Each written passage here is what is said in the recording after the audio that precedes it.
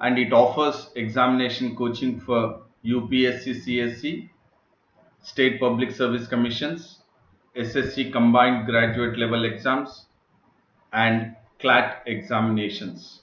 So please do visit AKS IAS Academy and also the website of AKS IAS Academy, which is one of the premier institutions in India.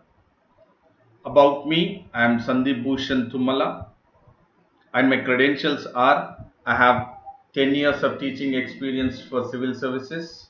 I teach international relations and internal security and the analysis of the Hindu newspaper.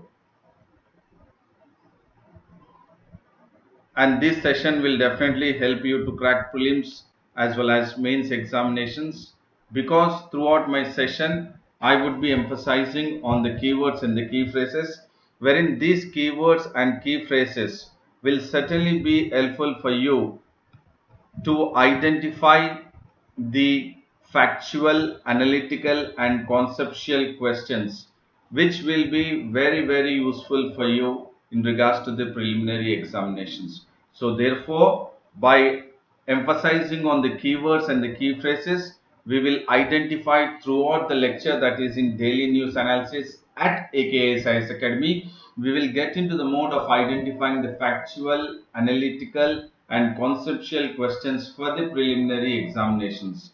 And not only for the prelims examinations, this session, that is daily news analysis, will be helpful, but it will be helpful even in regards to the answer writing, that is for the mains examination. So definitely for the mains examination also this session will be helpful, that is daily news analysis will be helpful, because while imbibing, or when you are into the mode of imbibing the keywords and the key phrases in your answer writing, that is in the mains, and when your answers are actually precise and concise to the point what the UPSC is demanding from you in the mains examination, so thereby once your answers are precise and concise, definitely you will score higher marks in the prelims as well as mains examinations. So it will be useful. My session, that is daily news analysis at AKS IAS Academy, will be certainly useful for you to crack prelims and mains and have an edge over others in the year 2020 and also in the year 2021. And we will look at, or we will follow the daily news analysis, that is today's 27th of August, and I would reiterate my tagline, which goes ahead that emphasizing on the keywords and the key phrases, wherein this will certainly help you to score or have an edge over others in the prelims as well as mains, and also you will certainly feel comfortable even in the interview, that is in the personality test. So therefore, the daily news analysis at AKS IAS Academy will certainly help you to crack and have an edge over others in regards to prelims, mains, and also interview. And before I get into the topic, I would say a very good morning to all who are in the live and also in the live chat. So good morning to Ram Kumar, Praveen, Azmat Khan. Ram Kumar has joined. Very good morning. St. Andrew sir. Okay, I don't know Ram Kumar why you always say good morning St. Andrew sir. And Ram Kumar is actually today he has joined first. He always joins somewhere around 8:15, 8:20. But Ram Kumar, you have joined first today.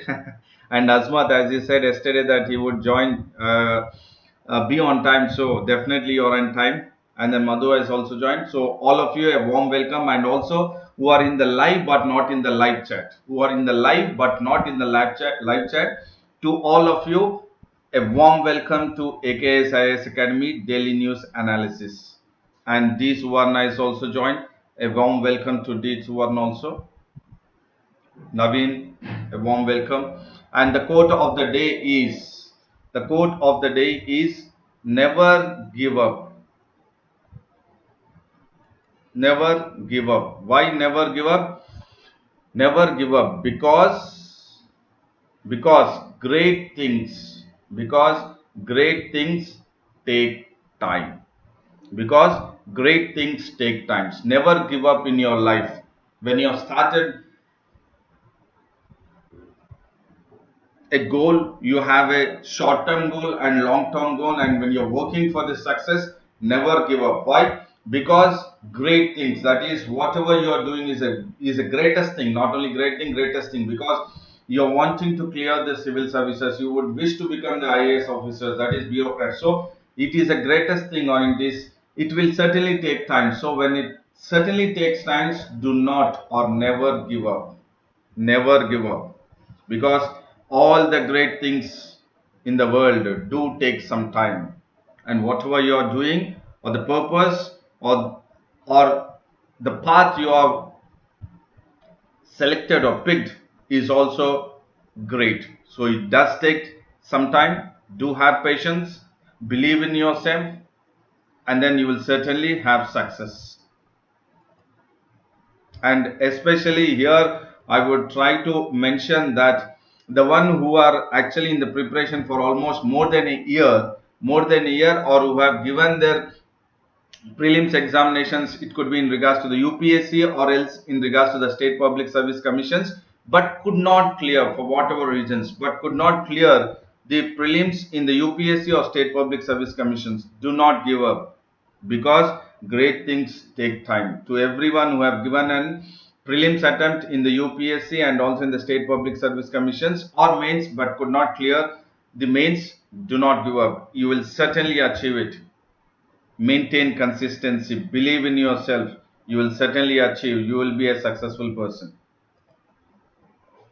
So before I start this, I would also mention once again that please do subscribe the AKS IAS English channel, because as I said yesterday and I'm again repeating it, that we would certainly shift the daily news analysis of AKS IAS Academy to AKS IAS Academy English channel, to English channel. So please do subscribe the AKS IAS Academy English channel, so that gradually my sessions, that is daily news analysis at AKS IAS Academy by Sandeep Bhushan Tumala, will be shifting gradually to AKS IAS English channel. And Harika Yadav has also joined. Very good morning to you. And the news what today is, the Supreme Court hits out at center on loan moratorium scheme. So we will look at the keyword, that is loan moratorium or moratorium. So this is a keyword, and this is a scheme which is taken up by the government of India, that is loan moratorium scheme during the national lockdown to try to support the personal loans and also the business loans or the entrepreneurs. So to support the individuals and the corporates. So the government of India, the finance ministry has taken an initiative, that scheme, that is in regards to loan moratorium scheme. What do you mean by moratorium? It is temporary suspension. Temporary suspension. So what does it mean? That means the one who is having the personal loan or vehicle loan or house loan, fine, house loan, or even in regards to the business loan, all those loans during the month of March and then in the month of April, May, June, because of the national lockdown, because of the economic activities totally damaged. So the government has come to the rescue of the home loans, individuals loan, personal loans or personal loans, and then in regards to the business loan, that they are unable to repay the loan. So they have suspended, they have make sure that they're given an advantage so that the loans can be paid after some time. So it has been extended, that loan moratorium scheme has been extended up to August 31st. So till August 31st, the individuals who have taken loan, it could be home loan, house loan or vehicle loan, and then personal loan and business loan, they can avail the scheme. Please do understand, this is a scheme, that is loan moratorium scheme. The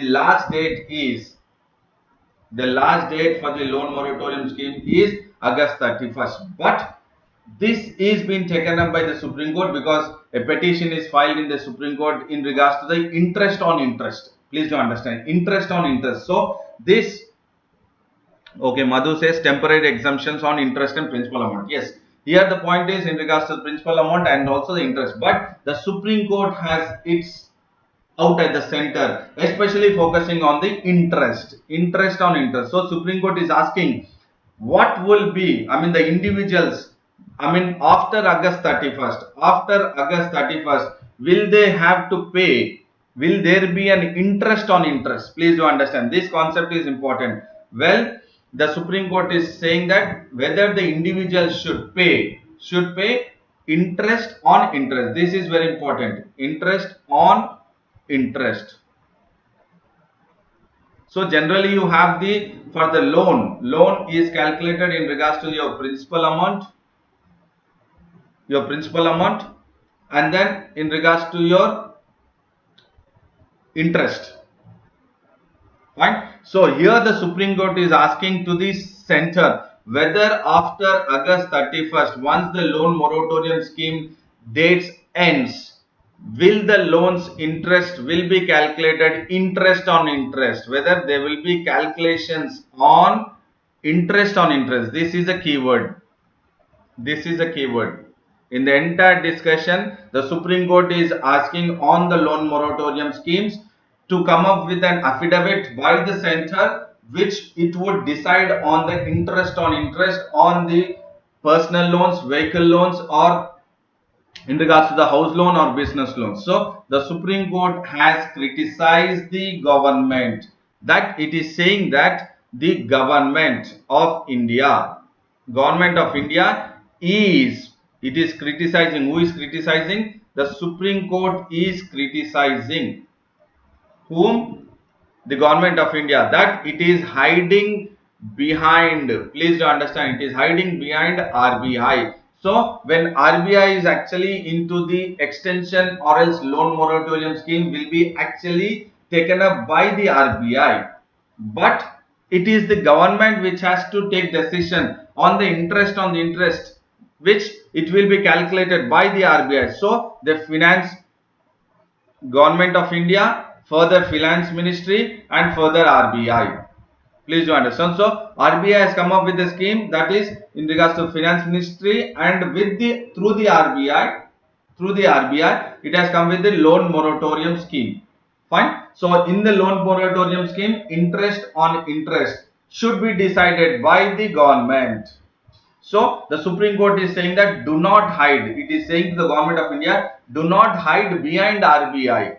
Please come up with your stand. Let there be a clear stand on the loan moratorium scheme, on the interest on interest. Please do understand, interest on interest, because this is freezing. That means the last date for the loan moratorium scheme is August 31st. So there has to be a very clear statement by the government of India in regards to the interest on interest, whether individuals should pay interest on interest after August 31st in regards to the loan moratorium scheme. This is the concept. Please do understand, this is the concept. So the keyword here is loan moratorium scheme, and then interest on interest. Supreme Court is asking the state union government to come up with an affidavit in regards to the loan moratorium scheme, and it is asking not to hide behind the RBI. And the court also made it very clear that as this issue is pending since long time, and the government is against adopting a blinkered vision. So the government of India is not coming up with a clear vision or clear statement. That is why the Supreme Court is asking this government, that is the central government, to come up with the cleared vision. Now it is a blinkered vision. There is no proper clarity, no clarity from the government of India. It is a blinkered vision. That is why the court is asking, or it is saying, or hinting the central government to come up with the clear vision, because now it is with the blinkered vision. As it is a blinkered vision and the case is pending, so it has to come up. And it is also saying that the government should focus on business of banks and not looking the plight of. So the Supreme Court has made it very clear that the government of India is focusing on on the business of banks. Please do understand, this is the linking what you are supposed to get it. So the government, the Supreme Court is saying that, or it has said that the government is focusing on the business of banks and not focusing on the plight of people, that is in regards to the problems which have been created during the lockdown, because the lockdown was initiated by the government of India. The national lockdown was initiated by the government of India. When it is initiated by the government of India, when there is a loan moratorium scheme, so it is a responsibility of the government to come up with a clear vision whether the plight of the people. So it is not just focusing on the business of the banks, but they should also focus on the plight of the people, that whether they have to pay the interest on interest,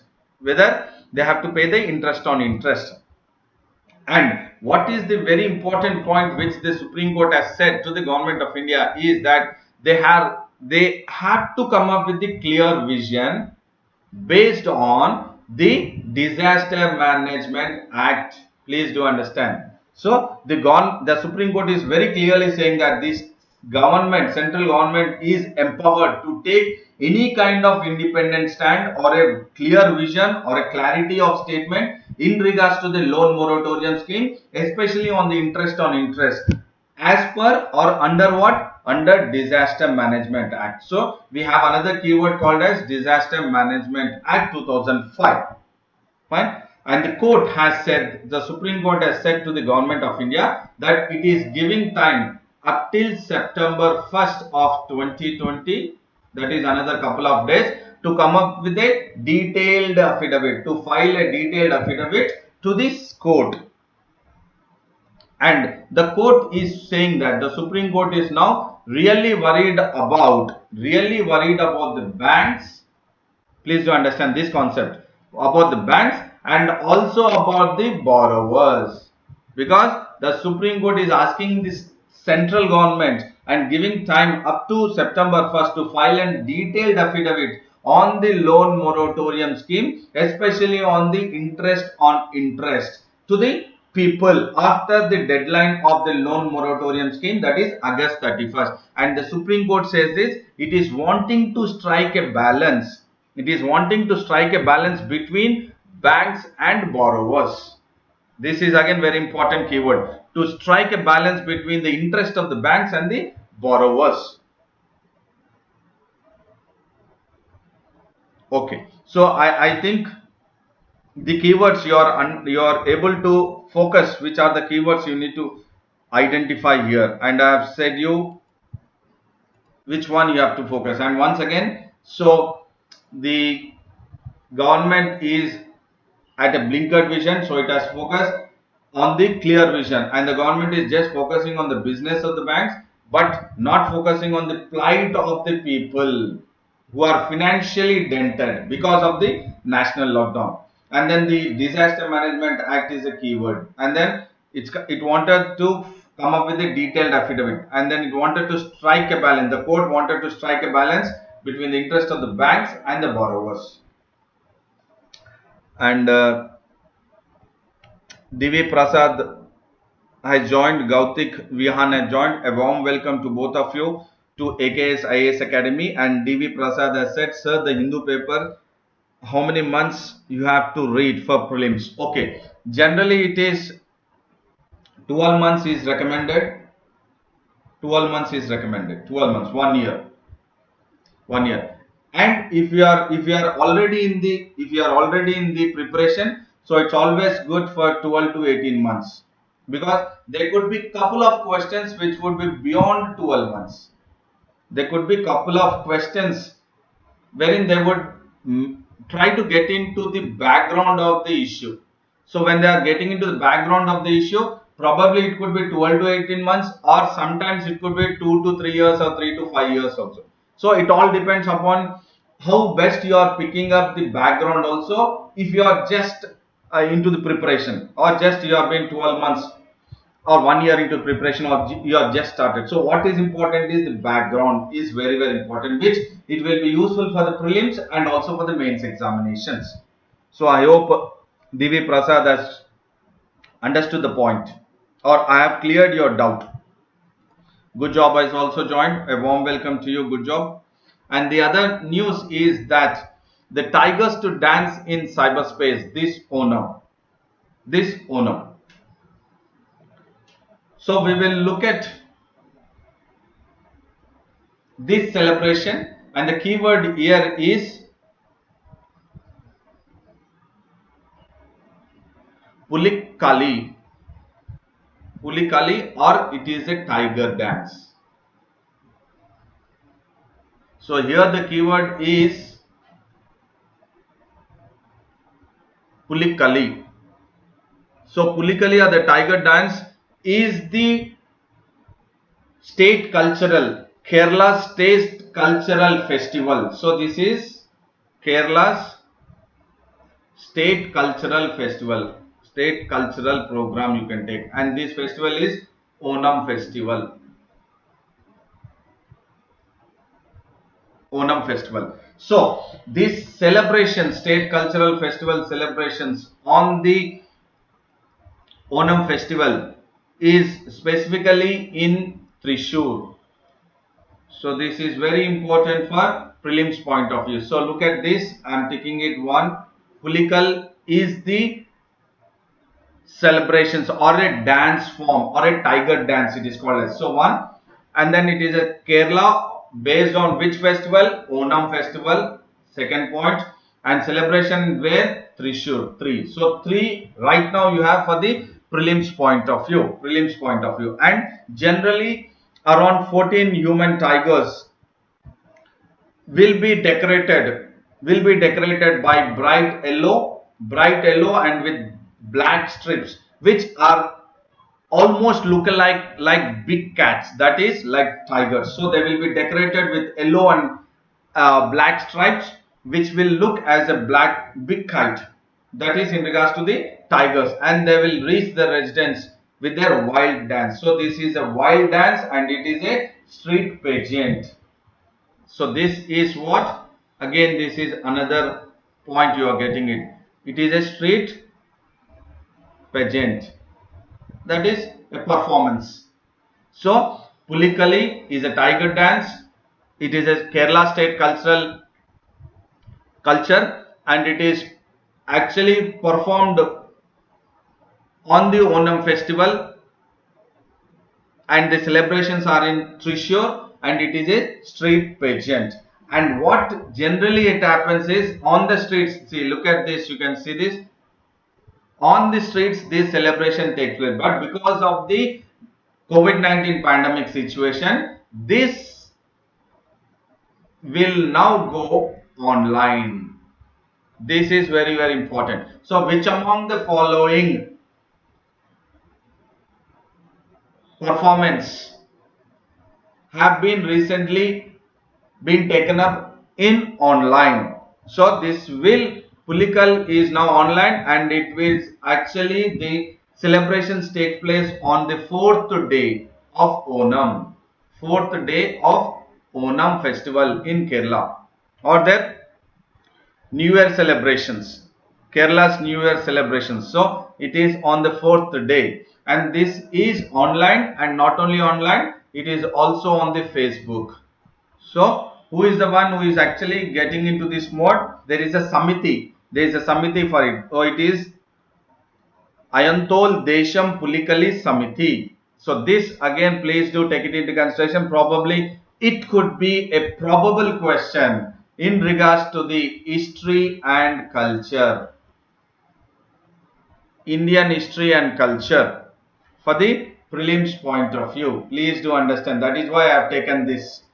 So there is a Samiti called as Anthol Desham Pulikal Samiti. So this Samiti is responsible for the Pulikal online, the celebrations or the tiger dance to take place, and it will also be placed, or it will have its place even in the Facebook of Ayutol Deshmukh Pulikal Samiti. So this is very important exclusively for prelims in regards to the history and culture. History and culture. And who is the ruler of this Trishur? Shaktan Tampuran. So Shaktan Tampuran is a ruler of Yor. Again, this is very important for prelims. Shaktan Tampuram is a ruler of Yor, and he was the one who has introduced Pulikali. So this tiger dance around 2 centuries ago itself, it is a street art form or street pageant or street performance. So the street art performance, that is the tiger dance, was introduced 2 centuries ago by Shaktan Tampuram, the ruler of Yor. Very important for, as I've said, for history and culture, because many of the civil servant aspirant might miss this topic and they would only focus in regards to, as we discussed, like polity or geography, or in regards to the ecology and environment. But history and culture is important, and this is what, because it is 2 centuries old street art form which was introduced, the Pulikali dance, by the ruler of Yor, that is Shaktan Tampuran. Initially it was banned because of its obscene or indecent, what you say, kind of performance. But later on it was accepted because of, through various guidelines and rules. So by incorporating few guidelines and rules, which initially it was started, but later on it was stopped because of the obscene performance of Pulikali. But later on, by introducing few guidelines and rules, again it has been at the forefront. That is the celebrations, that is street pageant or street art form, which is Pulikali, by the ruler of Yor, Shaktan Tampuram.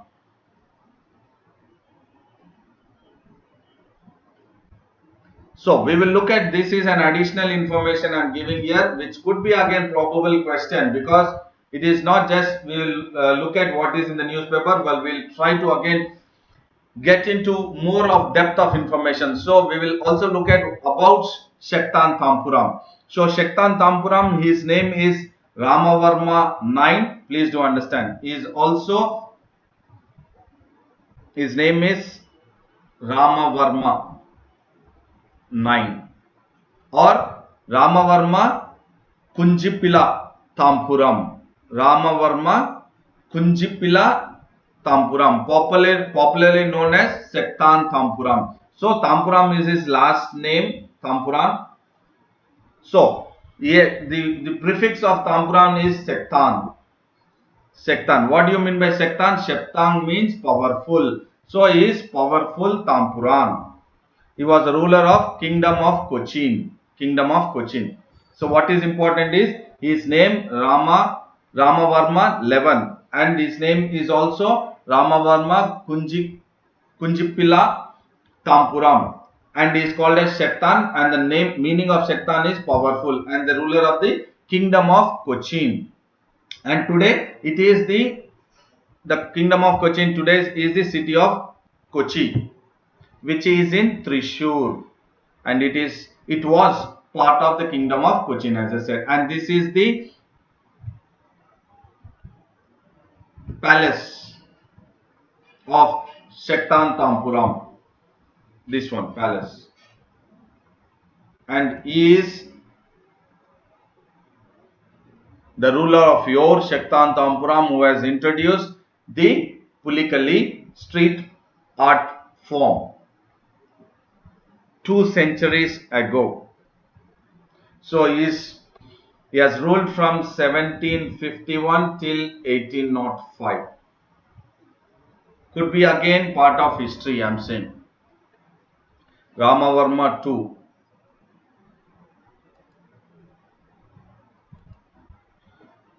And then before getting into the next slide, Srinivas and Prithvi Raju have joined. A warm welcome to both of you to AKS IAS Academy Daily News Analysis. And the other news is SC, Supreme Court urged to set up 11 judge bench to review cap on quota. So here it is, we are discussing on cap on reservation quota.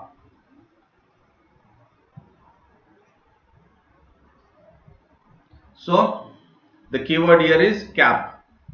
So what is the cap on reservation? How much percentage? 50%. It should not exceed 50%, but only one state which exceeds 50%. Anyone you, can you please mention it? Can you please key in your live chat? One state which exceeds 50% cap of reservation, which state? And then the Supreme Court has been urged, or Supreme Court is been or was urged. That means few of the or experts or senior lawyers are urging the Supreme Court to set up 11 judge bench. Please do understand why, because this is very important again for prelims point of view from polity. So I've asked anyone, please go ahead with keying in which is the state which exceeds 50% of the reservation cap. So they wanted to, many of the experts of the senior lawyers are wanting the Supreme Court to set up a 11 judge bench on what? To consider or reconsider its 50% cap on reservation. So the few of the lawyers are saying that, okay, yes, Praveen Kumar says Tamil Nadu, Madhu says Tamil Nadu. Absolutely right, you both are. It is only one state in India which is Tamil Nadu, which exceeds the cap of 50% of reservation. Yes. So that is why it is important again for the prelims point of view polity, because experts or else lawyers are urging the Supreme Court to set up 11 judge bench to reconsider, please do understand this, to reconsider its 50% cap. And this has come up in the court when they were hearing about the challenge of the Maratha reservation law. Please do understand, this is very important. So the case was in regards to the hearing of, in the Supreme Court, it was hearing on Maratha reservation law. So when there was an hearing on the Maratha reservation law in the Supreme Court, then the Supreme Court lawyers have urged the Supreme Court to set up a 11 judge bench to reconsider its 50% cap on the reservation. And then in regards to the Maratha reservation, the law provides 12 to 13%.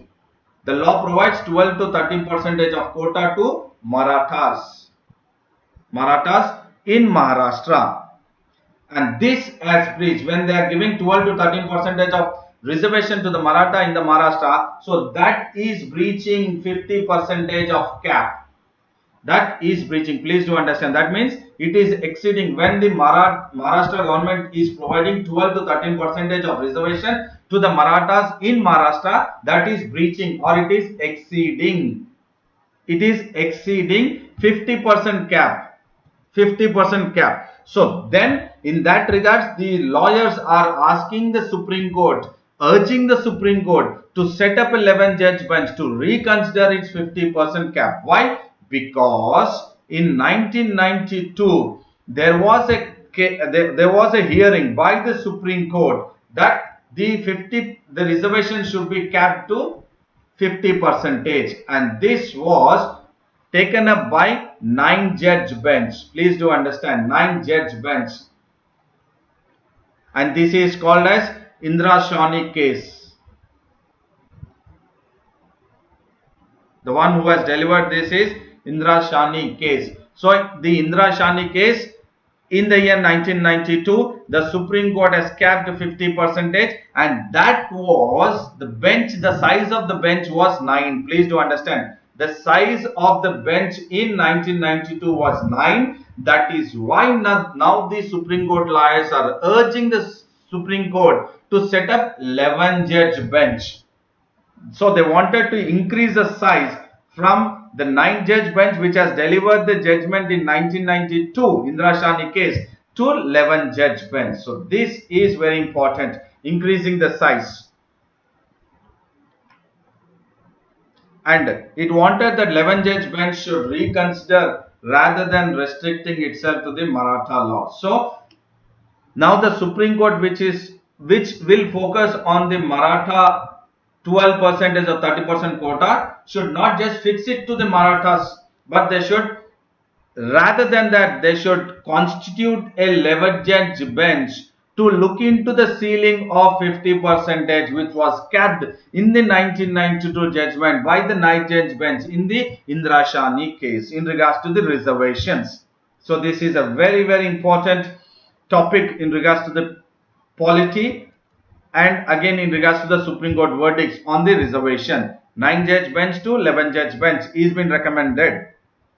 And then Sri PK has also joined. A warm welcome to you to AKS IAS Academy Daily News Analysis. And here in this, the Supreme Court lawyers, that is Mr. Kapil Sibal. Kapil Sibal has made a statement that almost 28 states, that is why I asked which of the states have been, what do you say, above 50%, but have granted, which is not challenged, has granted reservation exceeding 50%. And all these cases, the court has to take the suggestion to hear all these states, because the 50% limit was put by Indrashani case in the 9-judges bench, and which is almost 30 years old. So there is a need to reform or to reconsider the cap on 50% of reservation.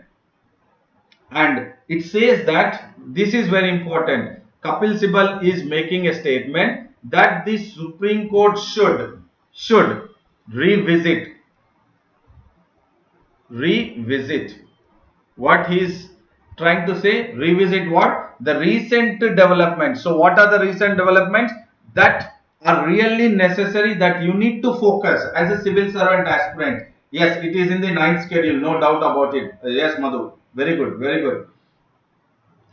So the Supreme Court should revisit the recent development. And what are the recent development? That we have seen the 10% quota which has been taken up in economically weaker section. And we have also discussed that for the first time in the UPSC examinations, that 10% quota was implemented. I have said this, and this again, there was a petition filed again in the Supreme Court that you cannot exceed 50% cap, and this 10% quota in the economically weaker sections is exceeding, and this is being taken up by the 103rd Constitutional Amendment Act. Again, this is very important. So 10% quota, the recent development, you as a civil servant aspirant has to focus, which it was introduced, that is in regards to the economically weaker sections through the 103rd Constitutional Amendment Act. And what does it say? That is, when we are talking about the economically weaker sections amendments, that is in regards to the 103rd Constitutional Amendment Act, it amends, this is again very important, it amends Article 15 and Article 16. And what is that amended one which is included in Article 15 and 16? It is 15A and 16A. 15A, that is 4, you have it again, that is you have 15 of 4 and then 16 of 4, which is being amended, and that is not being interpreted in the Indrashani case also. So the amended one, that is now again what we have, the 15.4 article and 16.4 article, which talks about the discrimination which cannot be discriminated on caste, and then in regards to the color, community. So that has to be looked into, and that is what now the large number of population are still backward. So when they are backward, why all this has come? Because of the Marathas, wherein 12 to 13% of reservation the Maharashtra government has awarded to the Marathas. So that is why it is in the news. and it has made it very clear that Article 15 and 16 of the Constitution, it talks about what? Empowerment and employment. This is very important. About whom? The backward classes.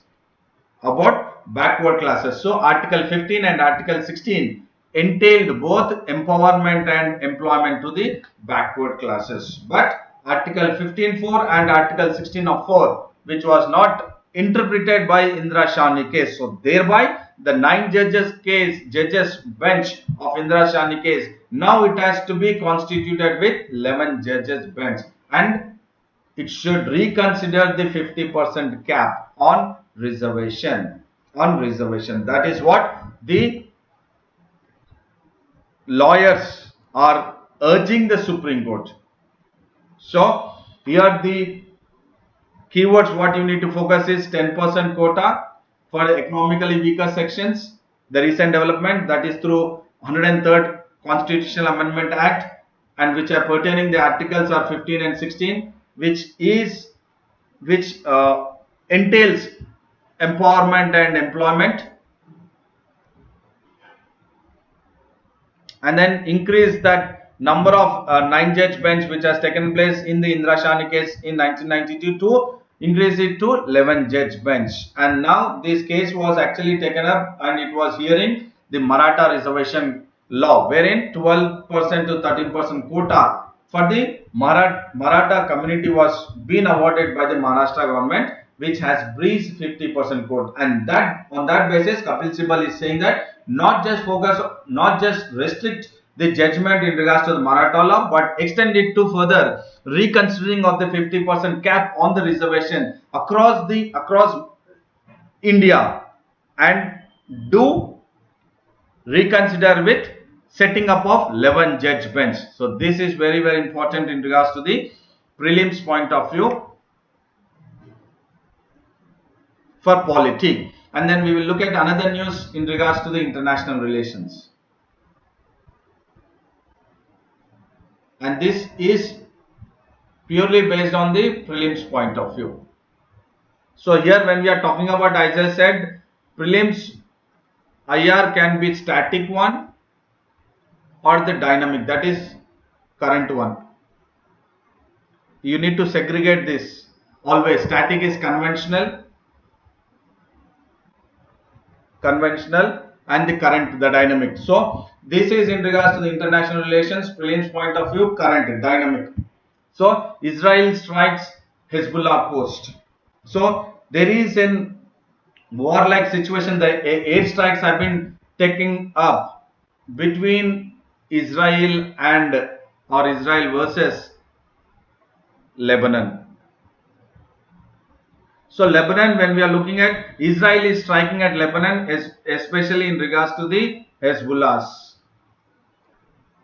They are what Israel looks at Hezbollah are the terrorist organizations which are creating problem, or which have been supported by Lebanon to fight against or to create disturbance in regards to the Lebanon-Israel border, and the the Israel Prime Minister, that is Benjamin Netanyahu, has blamed the Shiite militant group, that is Hezbollah. So when we are talking about, it is a Shiite militant group which the Israel consider them as a terrorist organizations, and Israel has gone ahead with the war with Hezbollah in 2006, and this was a 1 month, almost 30 days long war. It was a 30 days long war which has taken place between Israeli government or Israeli military and the Hezbollah, which is a Shiite militant group.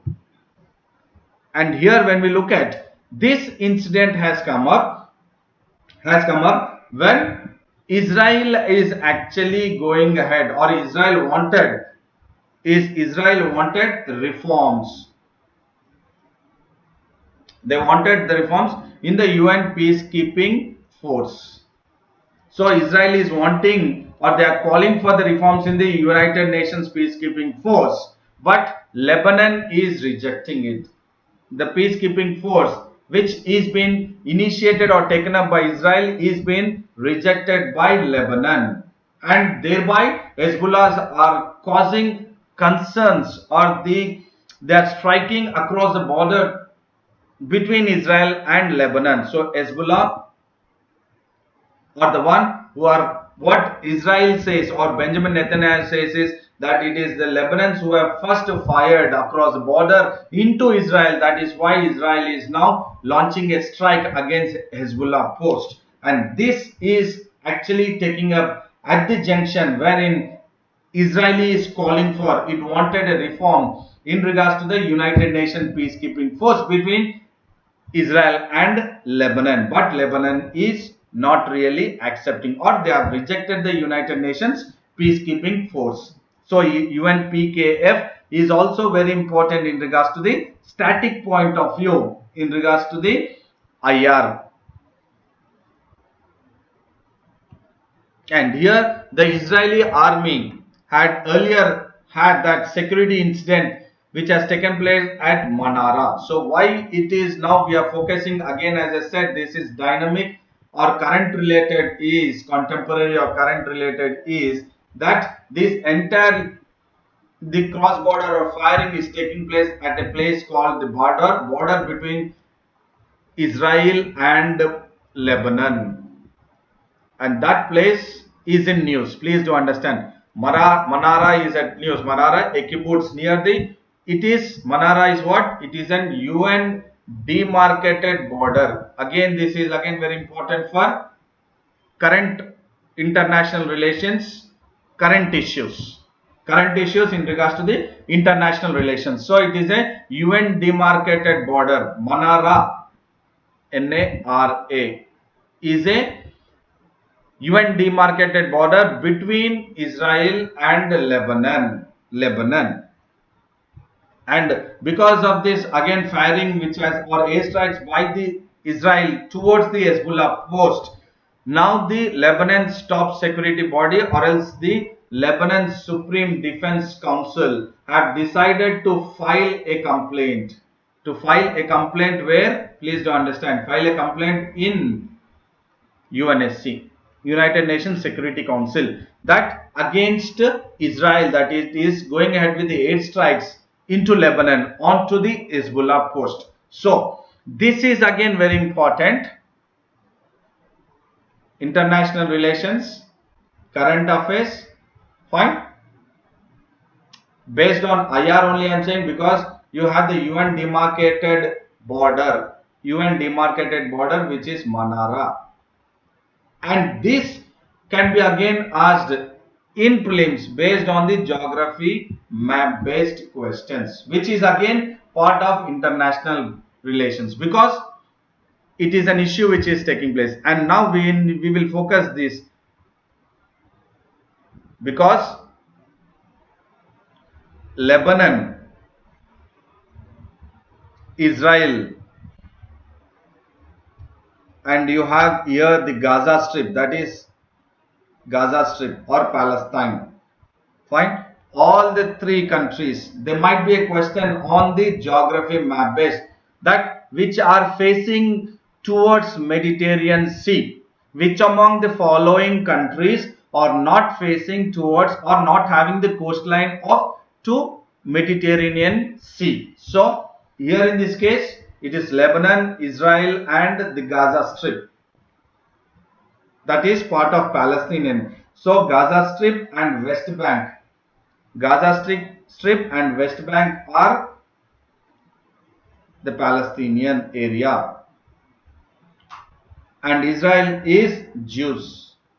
Palestinians, that is the Gaza Strip and West Bank, are Arabs, fine. So you have the border towards east of Israel is Jordan, to the east of, again northeast of Israel is Syria, and you have an what is a buffer zone between Syria and Israel called as Golan Heights, fine. So here this is Manara, this place is Manara, which is northeast, which is bordering between Israel and Lebanon, wherein you have this Manara which is UN demarcated border, UN demarcated borders. So please do understand this. So you have here the Sea of Galilee, and you also have further here Dead Sea.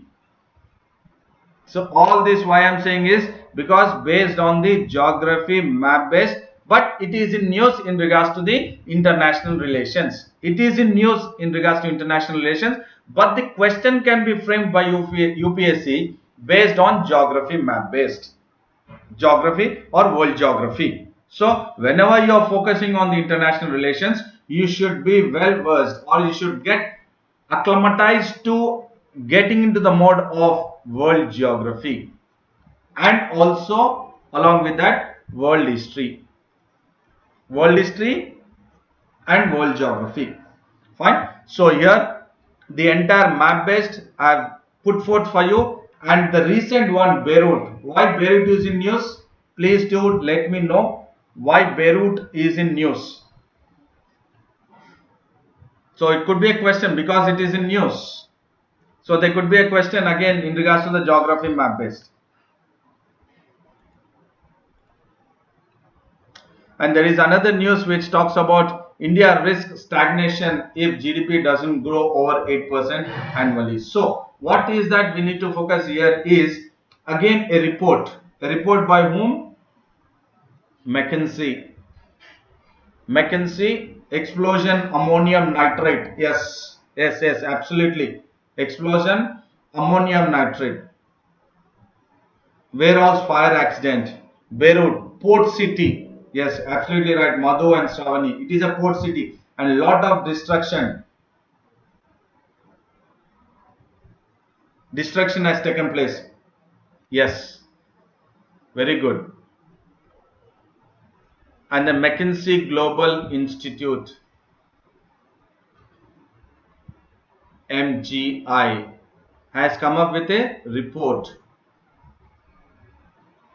And this talks about India's, and in this report it talks about India's GDP, and it says that India's GDP needs to grow, and it is time and it is a need of the hour that India's GDP has to grow at 8%, at 8% to 8.5 percentage, 8 to 8.5 percentage annually. Why? That is the impact. That is the impact which India has faced because of the national lockdown or COVID-19 pandemic situation or the COVID-19 era. What India has faced is that it has from now it is 5 to 5.5 percentage. 5 to 5.5 percentage, but India's GDP, if it really wants to grow, then India has to grow at a rate of 8 to 8.5 percentage. Otherwise, the country risk, if it is not growing, then India will be at risk. Why it will be at risk? Because it will be at risk in regards to the stagnating incomes. What are the reasons why India will be at risk if India is not growing at 8 to 8.5 percentage annually? That is because of the stagnating incomes and the quality of life post COVID-19 or during the COVID-19 pandemic situation. And these are the two areas, that is the stagnating incomes have to be looked into it, and there has to be an income of the individuals have to be increased, the quality of the life of the individuals have to be increased, and these two are the urgent steps. These are the, you can take this as the measures in your short notes for your mains examinations.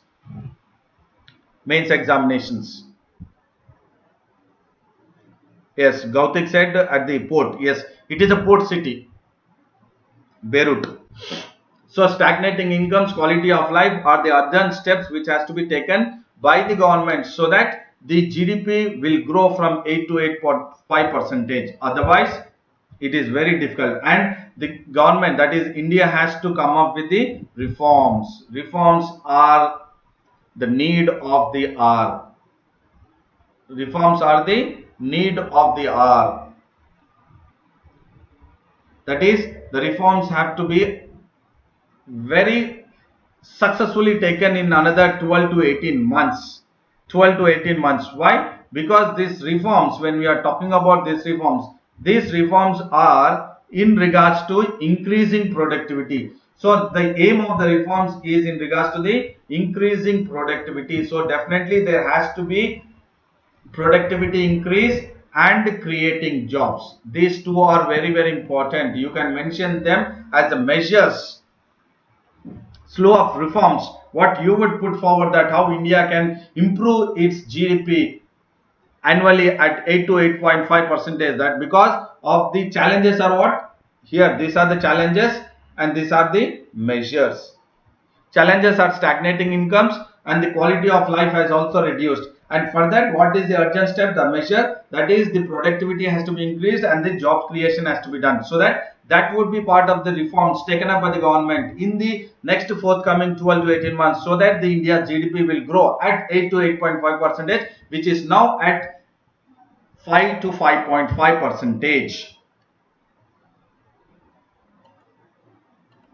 And the other one, what is important that we were talking about reforms is that is in regards to the increasing productivity and then creating jobs, and the third one is increasing urbanization.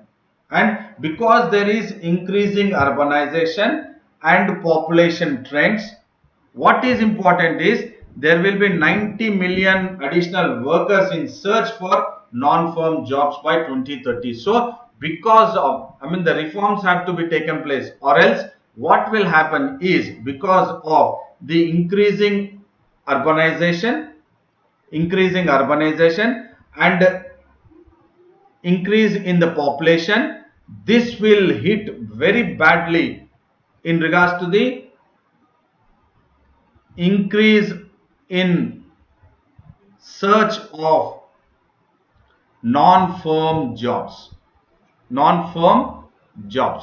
So this is very important. So when the population is increasing, when urbanization is increasing, so it will have an impact on non-firm jobs. So thereby there would be a necessity for the reforms, a slew of reforms to be taken up by the government, so that increasing of the urbanization is taking up, population is increasing, thereby productivity should increase, jobs have to be increased, or else it will be a mess. It will be a mess, absolute mess it will be. And India will have to triple job creation from 4 millions to 12 millions. So when we talk about from 2013 to 2018, as there is increase in urbanization and increase in population, so the triple job creation has to be taken place from 4 into 3, 12, that is triple job creation has to be taken place.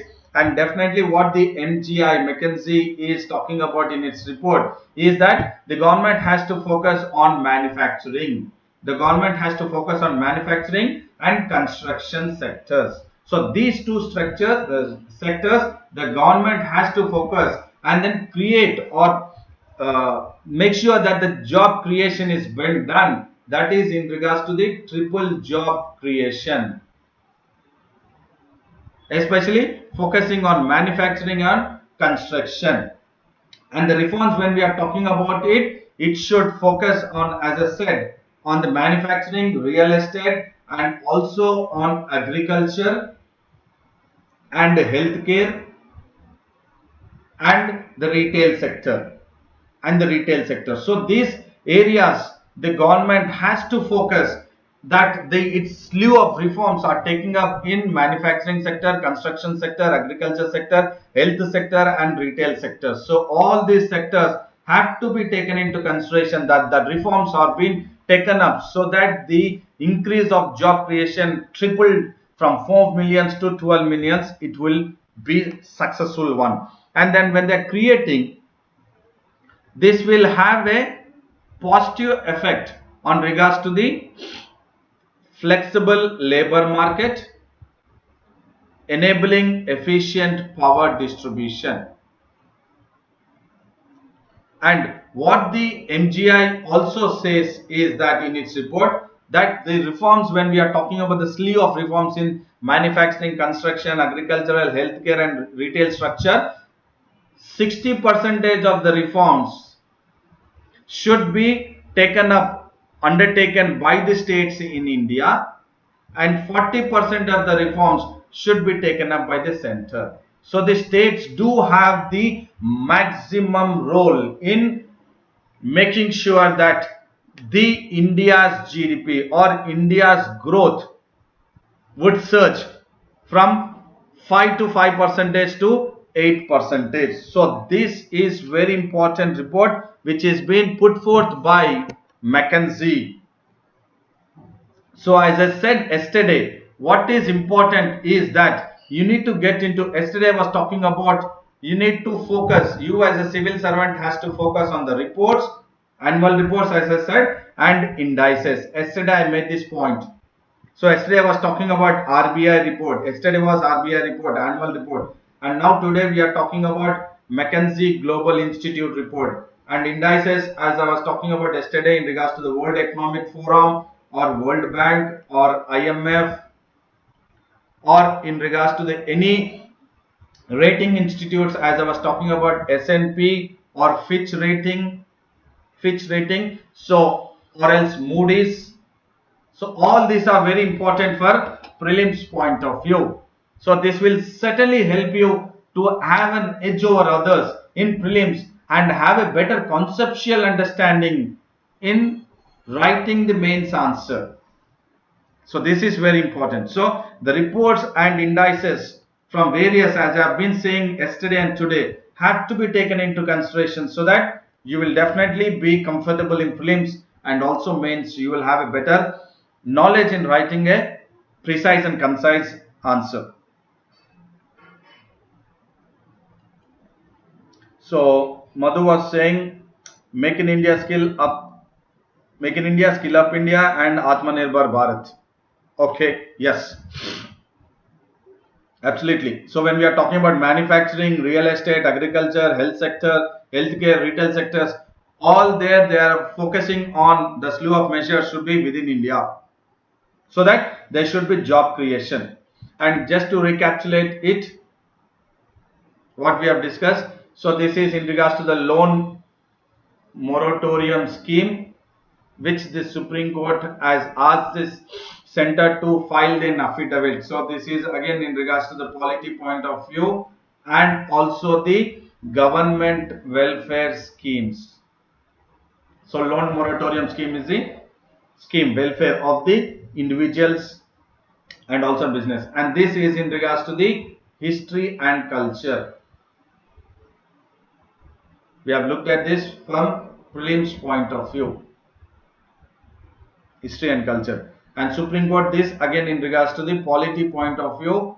We are focused for prelims point of view, wherein again trying to recap the 1992 Indira Shani case in regards to the 50% cap on the quota, and then wherein the Supreme Court lawyers are urging the Supreme Court to set up the 11-judge bench, wherein the Indira Shani case in 1992 was 9-judge bench.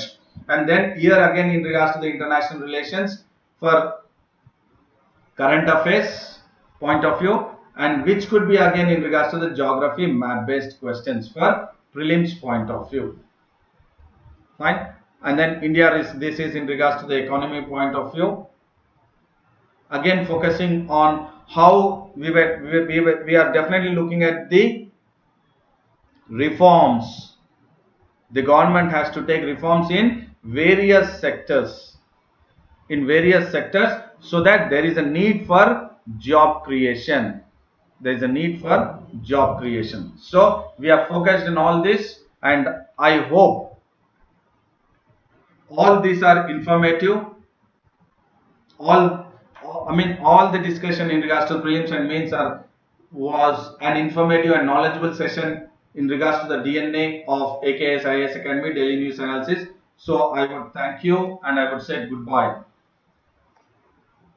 hoping that it will definitely help you for macro and micro level preparation for both mains and prelims point of view. And then please do make sure that you like, you share, and then you subscribe the AKS IAS Academy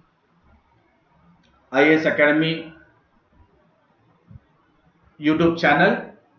And then you can also visit the AKS IAS website, and then you can also subscribe to the Telegram link of AKS IAS Academy. And as I said that please do subscribe for AKS IAS English channel.